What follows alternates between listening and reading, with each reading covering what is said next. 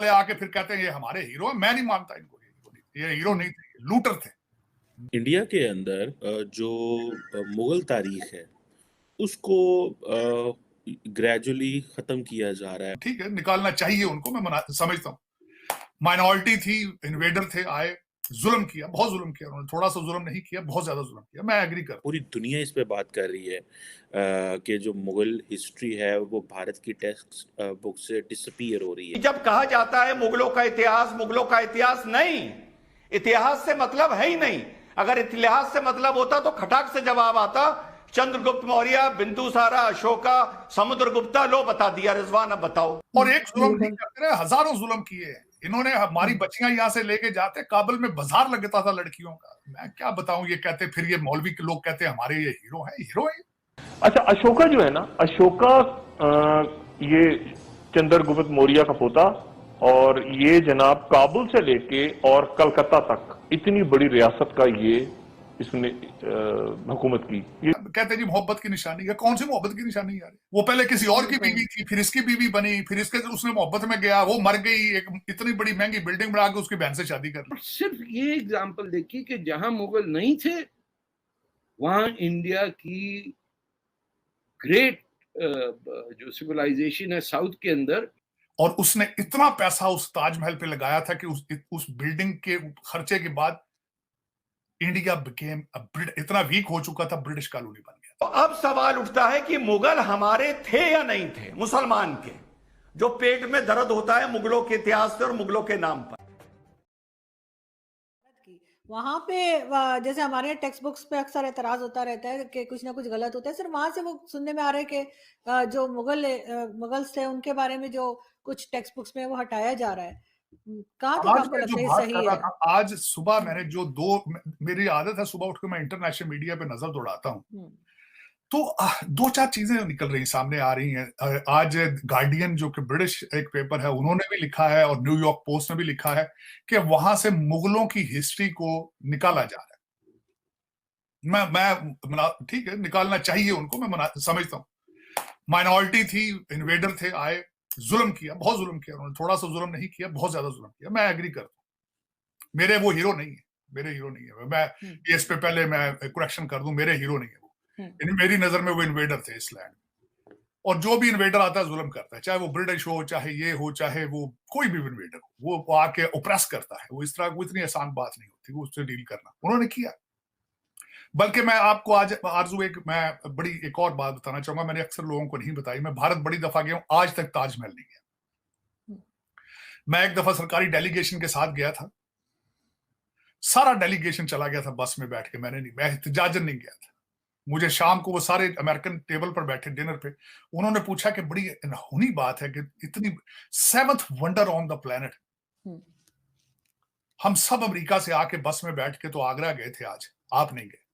मैंने कहा था मैं एहतजाज के साथ नहीं गया क्योंकि एक मुगल शहजादे ने भारत की गुर्बत का मजाक उड़ाया था, और उसने इतना पैसा उस ताजमहल पे लगाया था कि उस बिल्डिंग के खर्चे के बाद इंडिया बिकेम इतना वीक हो चुका था, ब्रिटिश कॉलोनी बन गया था।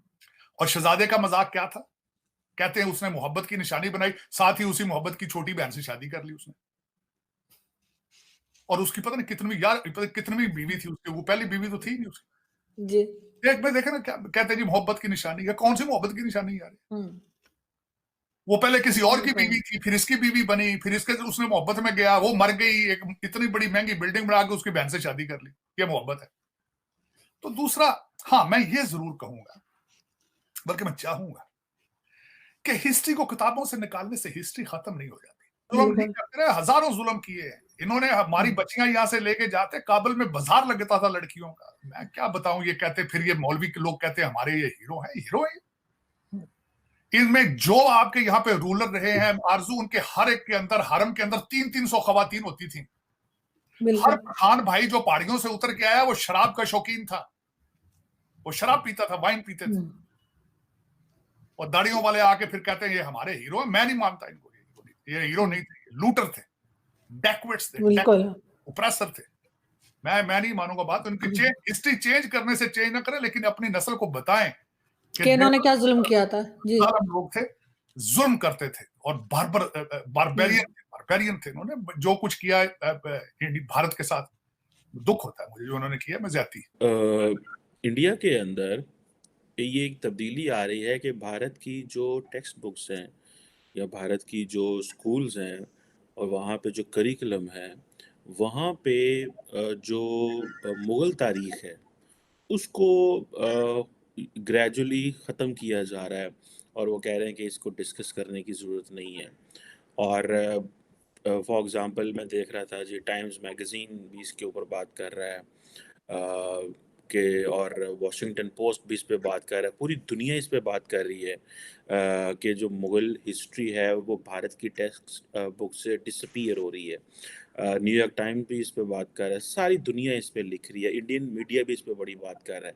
आप क्या समझते हैं, ऐसा क्या प्राइम मिनिस्टर मोदी का या इंडियन सरकार का मैंडेट है, या वो क्यों इस मुग़ल हिस्ट्री को ख़त्म कर रहे हैं? क्या वो समझते हैं कि ये हिंदू कल्चर से मुताबिकत नहीं रखती? क्या वो समझते हैं कि इन्होंने जुल्म किए आके इस खित्ते में? क्या उन्होंने समझते हैं इन्होंने विद फोर्स चीज़ें चेंज करने की कोशिश की?